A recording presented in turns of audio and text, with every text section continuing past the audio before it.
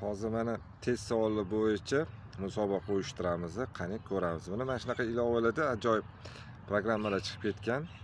Mana Yandexda mashina qidirsa, endi test savoli bo'yicha mana raqiblar chiqar ekan. Mana hozir Xurshid bilan biz o'yinni boshlaymiz. Qani testda kim g'olib bo'ladi? Tak, bu yerda bizni chorrahda aylanma, ya'ni o'ng yoki chap.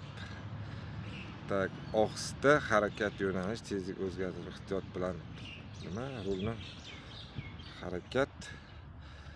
Chorraha ikkinchi, bu yerda ko'k, bu yerda maktab va bu yerda ikkinchi yo'nalish yo'l qo'yiladi va yo'l o'tkazish mo'ljallangan yuk avtomobilda o'rindiq va ishlab chiqarish va oxirgi taxta. M1 bu 1.6. Mana bizni 10 ta savolni yechib bo'ldik. Xurshid raqibimizni qani nechta savolni yechar ekan.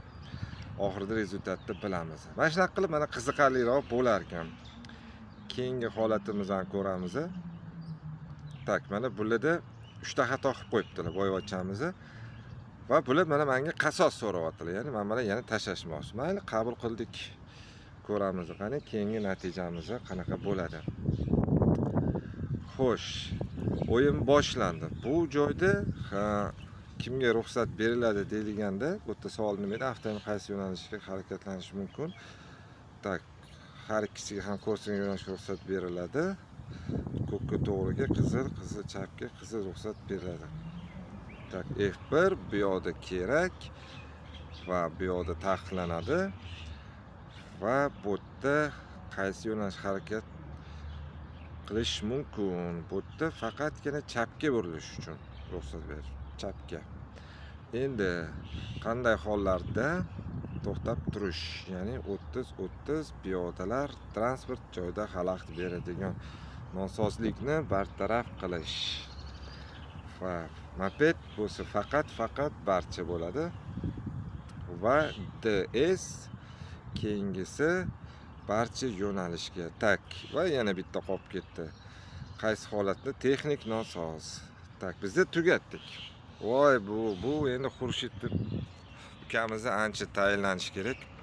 Bularga hali natijalari bor ekan. Mana u yog'iga o'zlari ham keyingi qasos tashlashga endi cho'chitasiz. Siz ozgina tayinlanishingiz kerak ekan. Tak, keyingi raqib qidiramiz. Qani kim bor ekan? Bu yerda hozir mana Umid, Javohir mana shunaqa qilib test natijalarini rivojlantirsa bo'ladi. Tak, mana Javlon degan yigitimiz chiqdilar. Endi bular bilan urinimizni ko'ramiz. Xo'sh, bu yerda bizda taqiqlanadi. Bu yerda har ikkisi ham faqat A bizgan bo'lardi bu yerda. Shu qayrib olish taqiqlanadi. Tunnel, piyoda, siyoda hamma va bu yerda barcha qizil avtomobil to'g'ri, yo'q, qizil ko'k avtomobil to'g'ri. Yo'q, bu yerda qizil avtomobil to'g'riga, ko'k avtomobil to'g'riga, o'ngga, yo'q, qizil avtomobil to'g'ri, ko'k chapga qayrib olishga F1. Bu yerda ozgina qilyapti. Xo'sh, avtomobillar chorrahadan kesib o'tadiganda, bu yerda uchalasi bir vaqtda, ya'ni bir-biri bilan kesishmayapti. M2niki, ya'ni shina protektor holati 2 mm ga teng bo'ladi. Tak, qaysi transport ruxsat etiladi? Bu yerda yashil, ko'k, qizil. Yashil, ko'k, qizil. Mana F1 da.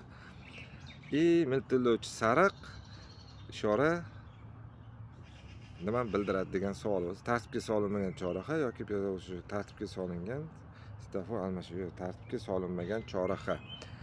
Xo'sh, qaysi belgilar qayrib olish? Bu ABV hammasi. Biz bitta xato qilib qo'ydik. Tak, raqibimizni voy, bular juda ko'p xato qilyaptilar. Endi men ozgina shoshdim. Chunki oxirgi savolda tak, Javohir mana qasos so'rayapti, ya'ni boshqatdan o'ynab ko'ramiz.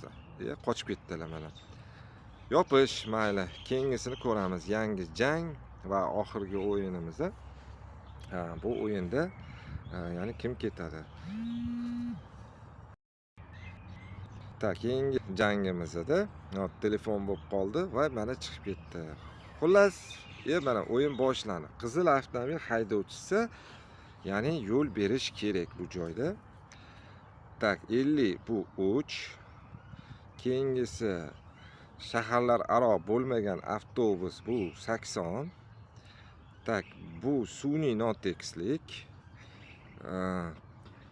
5% yo'l tetmi yer atrofini terini ishlash uchun xavfli va 10 daqiqagacha bo'lgan muddat bu to'xtash deyiladi va birinchi uzatmada yoqilg'i sarfi ortadi.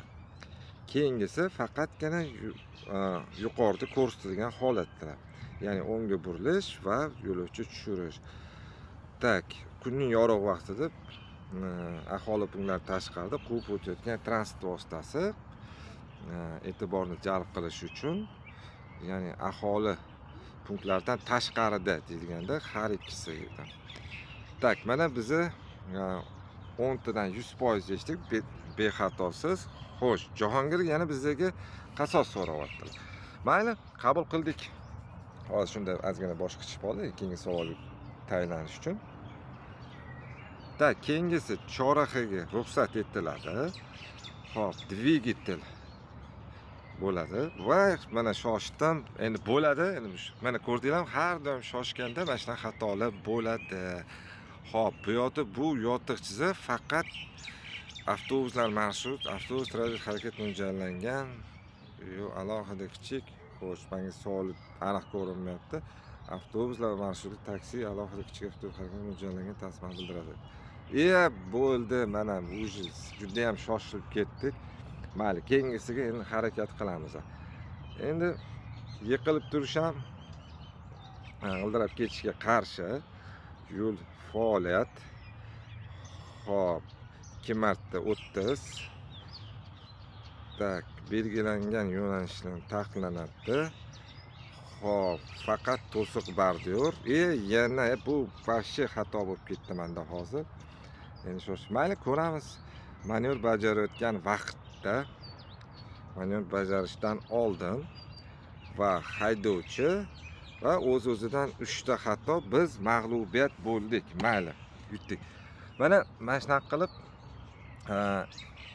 qilib kimga nazariy test savollarini o'rganmoqchi bo'lsanglar, xudo xolasa, mana men o'zim ham shaxsan tayyorlab beraman. Bu yerda endi menda xato chiqmaydi.